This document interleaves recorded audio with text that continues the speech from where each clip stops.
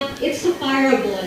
So it's a story nga giunsa ni Jesus to his disciples. So I cannot cut the parable into just one scripture. So ginhana gyud siya basahon in its entirety para maintindihan nato unsa ang ginaingon sa story. So ngano nako ang pagbasa sa scripture kaganiha, it was talking about 1,000, 2,000, and 10,000. But under this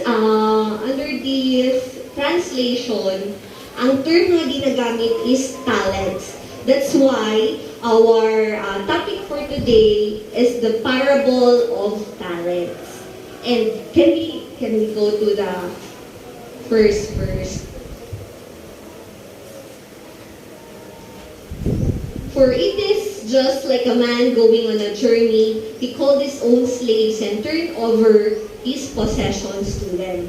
So, i-shortcut na lang nako ang story before the parable. So, this parable, si Jesus ni ang gakwento sa iyahang mga disciples. So, this one, kanang na siya naka-quotation for this is just like a man going on a journey. This is Jesus actually talking to everyone, to the disciples, to the followers. And he was telling a story in this parable of talents. So according to him, let's move next please, na ay master daw. And this is a very rich master. And this master plans to go on a journey. So magbakasyon siya. But before he plans to go on a journey, he called 3 of his slaves. Before, tawag sila servant slaves. Siguro karon yaya or unsa ba. But before, they called them slaves. So, to one, before siya ni uli, may pabaon. Before siya ni Hawa, na siya pabaon sa iya nga 3 slaves. To the first slave, he gave 5 talents. Nako coins. Talents, by the way, ang talents sa una, dili siya kanang talent sa pagsayaw o sa pagkanta. Talent before is a unit of measurement of a money. So, i-quantify nato siya. Sa first nga servant, gihatagan ni master og 5 talents. So, here, klaro ba ang 5 talents. Sa second servant, gitawag niya ang servant number 2, nihatag siya 2 talents. So let's say it's 2 pesos sa servant number 2. And then sa servant number 3, he gave the servant number 3 1 talent. Can we go back to 15? Yes. Ihatagan niya and to another one 1 talent. And according to the master, these are given to each according to his own ability. Then he went on a journey. So nihawa na si master. And then he came back. Immediately, next slide please, the man who had received 5 talents went, put them to work, and earned 5 more. So si slave number 1, si servant number 1, after nihawa si master, nihawa po siya. He went away, he used the capital of 5 talents and went to work and earned 5 more. So, children, 5 times 2? 10. So, mabutang ta. 5 times 2. So, si servant number 1, nagtrabaho, and he was given more 5 talents. Servant number 2, next slide please. In the same way, the man with 2 earned 2 more. Si servant number 2, nihawa po siya, nagtrabaho siya, and he got 2 talents, and he earned 2 more. So children, 2 times 2? 4. Very good. So servant number 2 has 4 talents. Servant number 1 has how many talents? 10. Kaya nagtrabaho siya. Servant number 3, however, did not do what servant number 1 and 2 did. What he did, here, but the man who had received 1 talent went off, dug a hole in the ground, and hid his master's money. So wala niya gisunod ang servant 1 and servant number 2. Lain po ang iyang choice. Nahadlok siya sa iyang master. So what he did, niadto siya sa iyang backyard, dug a hole, gilubong niya ang iyang 1 talent. Then came a time. Next slide. After a long time, the master of those slaves came and settled accounts with them. So bumalik si master, and this is what happened next. The man who had received 5 talents approached, presented 5 more talents, and said, Master, you gave me 5 talents. Look, I've earned 5 more. So servant number 1 went to the master. He showed his 10 talents. Master, you gave me 5. Now it's times 2. I have 5 more. Now it's 10 talents. Then servant the master replied. His master said to him, Well done, good and faithful slave. You were faithful over a few things. I will put you in charge of many things. Share your master's joy. Next, then the man with the 2 talents also approached the master. He said, Master, you gave me 2 talents. Look, I've earned 2 more. I have 4 now. And what did the master reply? His master said to him, Well done, good and faithful slave. You were faithful over a few things. I will put you in charge of many things. Share your master's joy. Now here comes the 3rd slave. Then the man who had received 1 talent also approached and said, Master, I know you. You're a difficult man, reaping where you haven't sown and gathering where you haven't scattered seed. For short, siya makahadlok ka nga tawo, mukuha ka o gamit na dili ni sa imuha, and that's why I hid this one. Next. So I was afraid and went off and hid your talent in the ground. Look, you have what is yours. So naanang isa, proud siya sa iyang 1 talent. Okay, next slide. But his master replied to him, You evil, lazy slave. If you knew that I reap where I haven't sown and gathered where I haven't scattered, then you should have deposited my money with the bankers. And when I returned, I would have received my money back with interest. So take the talent from him and give it to the one who has 10 talents. So that 1 talent of the 3rd slave was taken away from him. Wala natuwa sa iya ang iyang master. He was angry. And the 1 talent he got was given to the 1st slave who has 10 talents. Now, ang 1st slave has 11 talents now. Next slide. For to everyone who has, more will be given, and he will have more than enough. But from the one who doesn't have, even what he has will be taken away from him. Last verse. And throw this good-for-nothing slave into the outer darkness. And in that place there will be weeping and gnashing of teeth. O diba? Very harsh ang iyahang punishment on the 3rd slave. Thank you for that. Now, what does this all mean? Unsa ang meaning sa parable? So, we can compare the master as Jesus Christ. And we can compare ourselves as the servants or the slaves of God. So, like the master, like Jesus entrusted us responsibility. So like the master, itagaan tag talents by Jesus. And second, like the master, nihawa ang master, but he promised to return someday.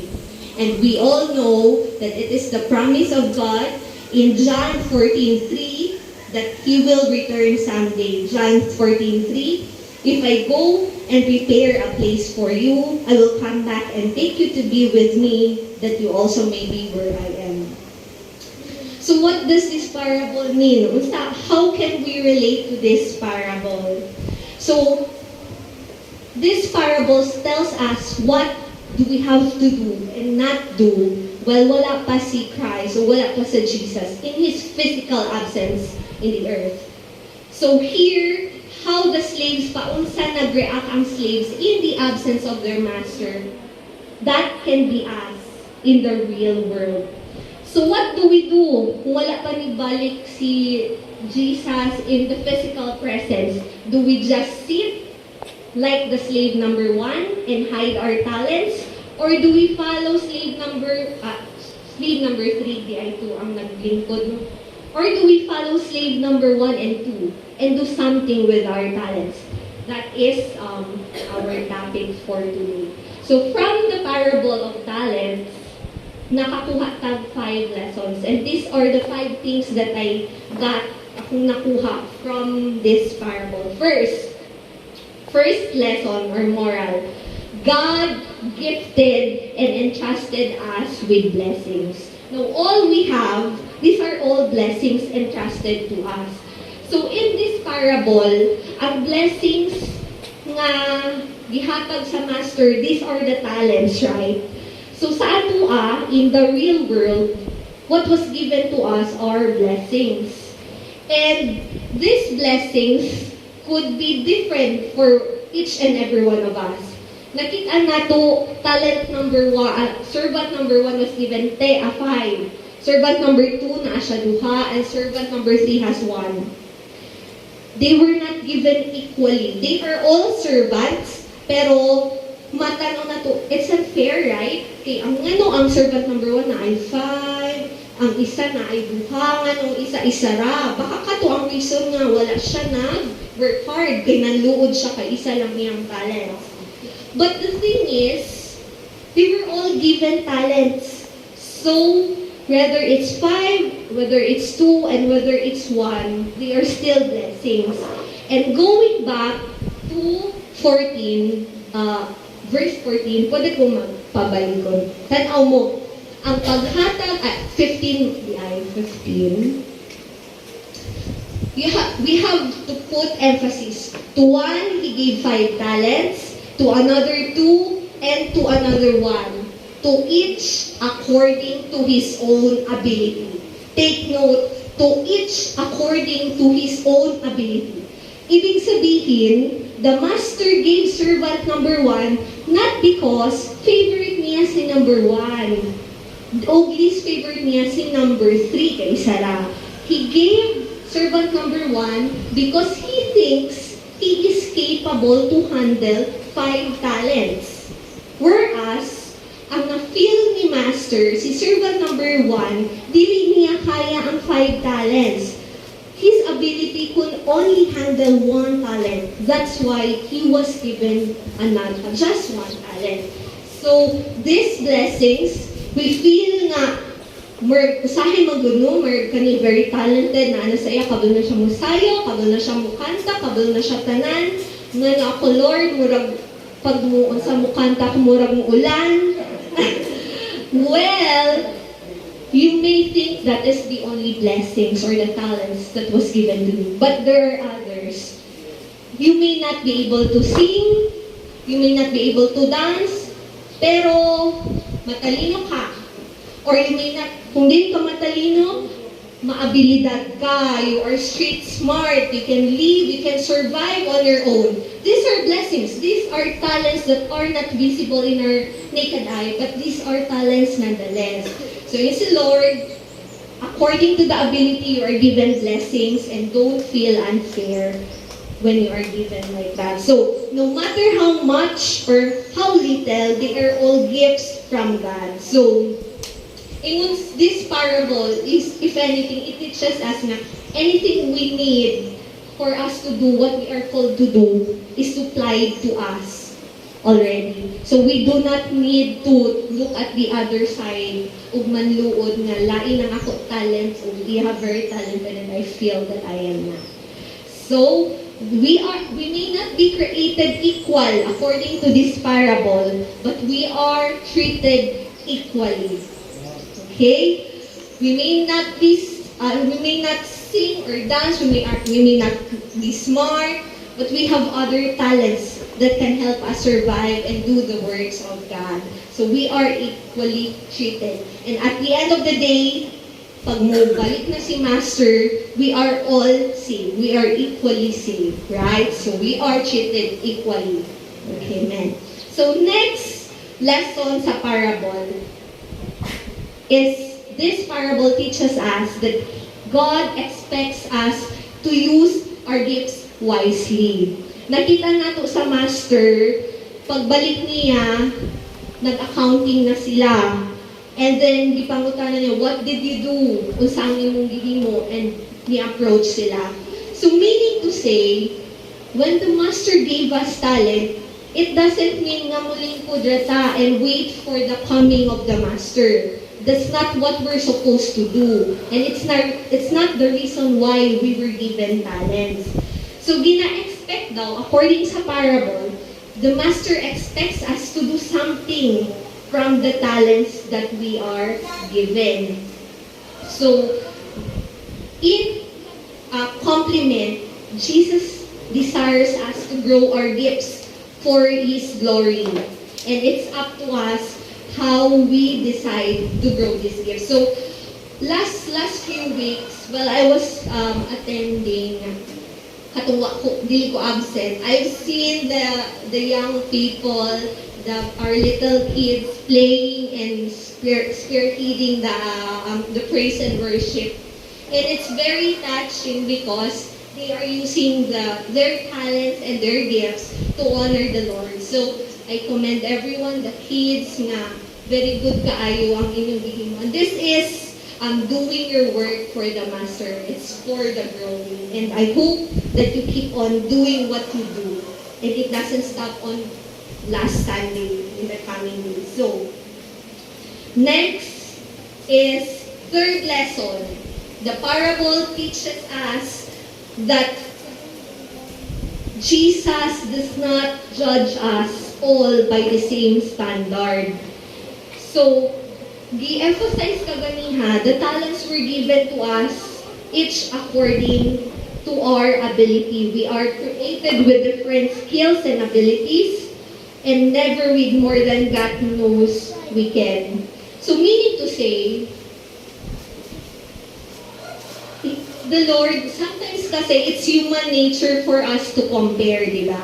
We compare ngano ni siya ani, ngano na siya ana, ngano ako ani, ngano ani kulang, ngano siya sobra. That's human nature. That's human nature. And we are faulty because of that. Pero thankful ta that Jesus is not human.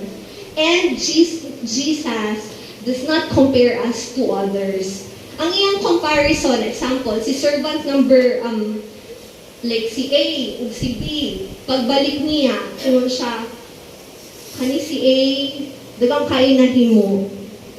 A has 10 talents. Kani si B, 10 talents ko diya, 5 talents. 5 lang imong nanimo kani si 10. Mas okay ning 10. That is not how we are measured by the Lord. We are measured according to the gift that we are given. Meaning to say, if we were given this number, 10 number of abilities or blessings, we have to maximize our own. And kung gihatagan tag 5, we still have to maximize our 5. The Lord will not compare kani siya 10, kani siya 5, mas daghani, mas okay ning bataan ni. Because what He gave the first is 10 man good. So what we are being measured by the Lord is the effort we put in from the blessings that was given to us. Dili kayo compare na kani ka, mas maayo siya, kani siya mas maayo. Ang iyahang standard of measurement is, I gave you 5, what did you do with your 5? Gipadako ba nimo? Gistagnant ba nimo? Did you do something good for the ministry, for the church, to glorify me in your words, in your actions, in your time? That is the standard of measurement, and He does not compare us to others. So each to his own. So what do we have to do? Pag-ana. So we follow the gospel. According to Matthew 28:16-20, we have to spread the gospel. Matthew 6:14-15, forgive those who wrong us. John 13:34-35, love others. John 21:17, care for the church. Matthew 14, being an example to the world, feeding the hungry and the thirsty. Matthew 25, caring for the poor, for the prisoner and the sick, and being hospitable to others. If you read the gospel, you would see lots of verses telling us what to do and how to use our own talents. So that is what it means that Jesus doesn't judge us by the same standard. Fourth lesson from the parable, we will be held accountable. You will see Spider-Man dato, with great responsibility, with great power comes responsibility. Ingon ang Bible, with responsibility comes accountability. What is accountability? You have to be responsible for what you were given. So, ingon sa parable of the talents is about how we use our work to fulfill our earthly calling. So, this we call stewardship. So, murag, I look like a stewardess today. Dili na siya because that is my message is stewardship. Nag-timing ragid siya. But, accountability is stewardship. And what is stewardship? Ingon si Google, stewardship is the job of supervising and taking care of something. So, asan na to si servant number 1? Si servant number 1, wala niya gi-waste ang money sa master. Number 3. So, thank you for the correct. Servant number 3, di ba na siya isang talent, pero gihatag kay servant number 1. Kaya nasuko si master. Servant number 1, if we realize, wala niya gisayang ang money sa master. Kaya wala man niya gikawat, di ba? It's still there. Gibalik niya. Lubungan niya. So, technically, wala niya gi-waste ang money sa master. But what did servant number 3 waste? He wasted the opportunity to do something about the one talent he was given. So that is stewardship and accountability. Ingon sa Lord, if I give you something, I give you blessings, whatever form, you have to use your time, your money, your effort to grow that talent. Masking isa na, you have the responsibility to do something. And that is why I'm so happy na, I think that was last week or the week before that, na-realize na ako na ang registration sa ako sa sakyanan is already expired. And I told Papa, hinhala na dyan na ito, ipa-renew ang registration sa ako sa sakyanan kay mausat sa LTO. Yung pa si Papa, busy ko. Busy ka? Usa yung ginay mo. Maganto ko sa simbahan para mag-unsa og fair. Diba? Okay, very good. Next week na lang. So, in a way, that means we can use our talents not just in our ministry. If kabalta magkanta og sayaw, we can use that for praise and worship. If kabalta mag-storya, we can speak before everyone and share the gospel. Then do this. Take the opportunity and be not like slave number 3. If we can use our body, we can help in making the fence, we can to better the church. We have to do it. That is a blessing and that is a talent and that is something that we cannot waste. If we have the extra money to donate for the church or for the sa mga kids, yung snacks, then we have to do it. That is a blessing. And that is not something that we can waste. So that is the lesson of ginaingon ni parable, ginaingon ni Jesus. There should be stewardship and accountability. I give you something, what will you do with that something I give you? So that is accountability. So the last but not the least lesson, the parable of talent. By the way, talent, while I was reading the gospel, yung ko, kaluoy man ang slave number 3, kay naala siya nga 1 talent, no? Dayon kaning slave number 1, 10 kaayo, 5 lang yan. 5 kaayo, 4 talents less. So, kaluoy siya. Upon reading, di ay siya kaluoy. Because that time, 1 talent is equivalent to 20 years worth of sweldo. So if you come to think of it, so kung karon 20 years, that is millions, di ba? 20 years of sweldo ang gihatag sa slave number 3. At first, pag 1 talent, physically siya, kay isa ra, then kani 5. But if we see what is the meaning of the talent at that time, that is 20 years of sweldo. Grabe ang cash advance, di ba? Cash advance lang, di ba? Dako na, that's how many days, how many weeks. This 1 talent, this is not just 5 days cash advance, this is 20 years of cash advance. So when you think about it, di siya kaluoy because he is a millionaire. So it's in just the thinking na kaluoy siya kaisa ra sa iyaha. But he is well provided by the master and he did nothing for that 1 talent. So di kaluoy si slave. It's his decision not to use the opportunity. Last lesson, the parable of talent tells us that we are called to grow in the Lord. So the Lord gives according to our abilities, and we prove ourselves trustworthy by choosing God's will, growing in faith, and sharing His glory. He entrusts us more. Diba earlier, after nag-accounting si master and slave, nakita niya isa lang yung talent. Gikuha niya ang talent sa 3rd servant and gave it to the servant number 1. That means, inundari sa verse, if you do well with your blessings, no matter how small it is, if you do well and you use and grow the blessings, I will give you more. I will give you more. So this is my challenge and encouragement to each and every one of you, brothers and sisters, children and old, small kids, teen, young people.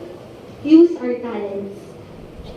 Whatever we can give, our physical talents, singing, dancing, our time, our little money, our ability, our mga hacks sa life, use it. And use it for the glory and the honor of the God. Para at the end of the day, kung mag-accounting si Lord, and pangutan ta, kung saan imong nahimo for me, taas-taas ang atong lista. God bless us. God bless the reading of the Lord's words. And God bless us all.